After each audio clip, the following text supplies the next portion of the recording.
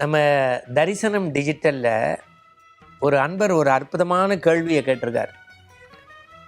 சபரிமலையில் அதிகாலை கணபதி பூஜை தொடங்குகிறது, அந்த கணபதி ஹோமம், அந்த கணபதி ஹோமத்தினுடைய சிறப்பு என்ன?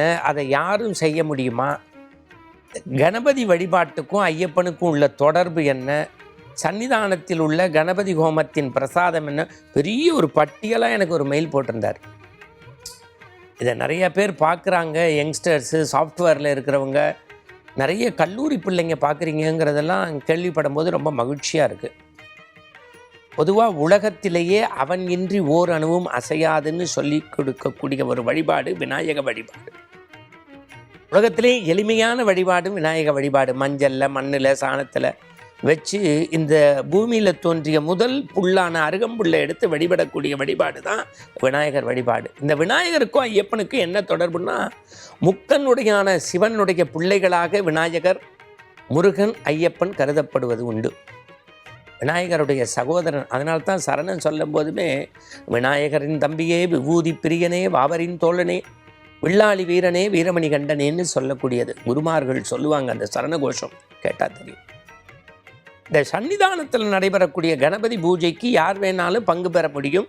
அது அங்கே உள்ள டிக்கெட் கவுண்டரில் போய் நீங்கள் எப்படி படி பூஜைக்கோ இந்த ஐயப்பன் கோவிலில் செய்யக்கூடிய புஷ்பாஞ்சலிக்கோ பிற கலசாபிஷேகத்துக்கு எப்படியோ அந்த மாதிரி இந்த கணபதி பூஜைக்கு பேர் பதிவு செய்து அதுக்குன்னு குறிப்பிட்ட ஒரு தொகையை கட்டிட்டா அதற்கான தேதியை குறிப்பிட்டு தருவாங்க. அது அவ்வளோ ஈஸி இல்லை. நிறைய பேர் காத்திருக்காங்க படி பூஜைக்கு, புஷ்பாஞ்சலிக்கு, இந்த விளக்கு பூஜைக்கு, இந்த கணபதி பூஜைக்கு. கணபதி பூஜை நான் ஒரு எபிசோடில் சொன்னேன், மேல் சாந்தின்னா யாருன்னு. அப்படி இந்த ஓராண்டு தேர்ந்தெடுத்து ஐயப்பனுடைய திருமேனியை தொட்டு அபிஷேக ஆராதனை செய்து ஐயப்பனோடு கருவறையில் அமர்ந்து பேசக்கூடிய சக்தி படைத்த அந்த மேல் சாந்தி தான் இந்த சன்னதிக்கு அருகில் உங்களுக்கு தெரியும் மடப்பள்ளி மாதிரி இருக்கும்னு. அங்கிருந்து அந்த கணபதி ஹோமத்திற்கான வேலைகள் நடக்கும். அங்கிருந்து தான் அந்த பிரசாதங்கள் உருவாக்குறாங்க. உங்களுக்கு தெரியும், அப்பம், பொரி, அந்த பன்னீர் இலை விபூதி. அடே அப்பா, விநாயகனே பல விஷயங்களை செய்யக்கூடியவன். விநாயகனை பற்றி உங்களுக்கு சொல்லணும்னா வினை தீர்ப்பவன். எல்லாத்துலேயும் லாபத்தை வரணும்னா விநாயகர் தான். அதனால தான் நம்ம ஊ போட்டு லாபம் தொடங்கி எழுதுவோம். விநாயக வழிபாடு தான் ஐயப்ப பூஜையிலேயே. நீங்கள் வீட்டிலையே பஜனை செய்தாலும், பொது பஜனை செய்தாலும், இருமுடி கட்டினாலும் முதல்ல விநாயகர் வழிபாடு செய்து தூபதீப ஆராதனை செய்து தான். இன்றைக்கும் பயணம் போகிறவங்க பழனி, குருவாயூர் போகிற மாதிரி நிறைய பேர் பிள்ளையார்பட்டிக்கு ஒரு பிள்ளையார் கோயிலில் போய் தேங்காய் உடைச்சி தான் பயணத்தையே தொடங்குவாங்க. ஏன்னா அவன் தான் வழித்துணை வர வேண்டிய கடவுள் விநாயகர். நம்முடைய வினைகளை எல்லாம் தீர்க்கக்கூடியவன். அப்பேற்பட்ட விநாயக வழிபாட்டிலே இந்த கணபதி பூஜை சன்னிதானத்திலே செய்வது மகா உச்சிதம், மகா உச்சிதம். அதுவும் அந்த அங்கே கொடுக்கக்கூடிய அந்த அப்ப பிரசாதமும் பொரியும் அந்த இலையில விபூதி வச்சு கொடுப்பாங்க. கணபதி பூஜை பண்ணி சன்னிதானத்தில் வச்சு அப்புறம் அந்த கங்கண கயிறு மாதிரி கயிறு கட்டி விடுவாங்க. அது அவ்வளவு கண்திஷ்டி, இல்லத்தினுடைய சுபிட்சம், மங்களம், மனையறம் சிறப்பு, நினைத்த காரியங்கள் கைகூடுவது எல்லாமே கிடைக்கும் இந்த கணபதி சிறப்பில். நீங்கள் விநாயகரை பார்த்தீங்கனாலே தெரியும், ஒரு தங்கம் இப்படி இருக்கும், ஒரு தங்கம் உடஞ்சிருக்கும். அப்படின்னா என்ன? இந்த மண் நல்லா இருக்கணுங்கிறதுக்காக வியாசர் மகாபாரதம் படைத்தார்.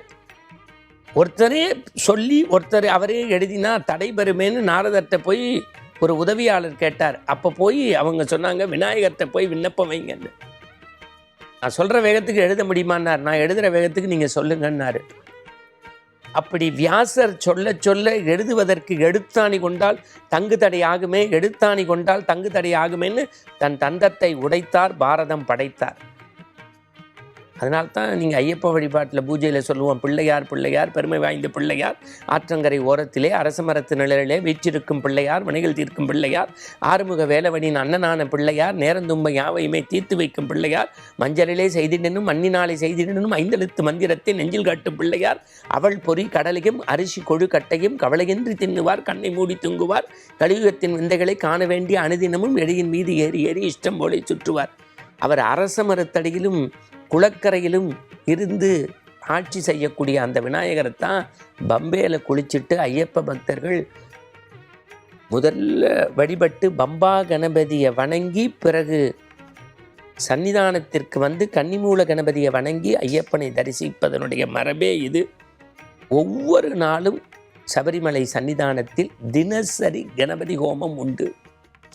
அந்த கணபதி ஹோம அவள் திரவிய பிரசாதம், அந்த அப்பம் பொறி விபூதியை பெற்று வருவது அவ்வளவு உச்சிதமானது.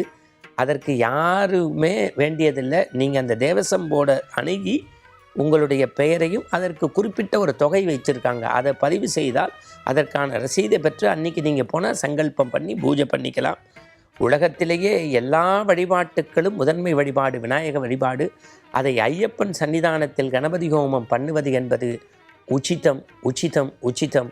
அவன் இன்றி ஓரணுவும் அசையாது.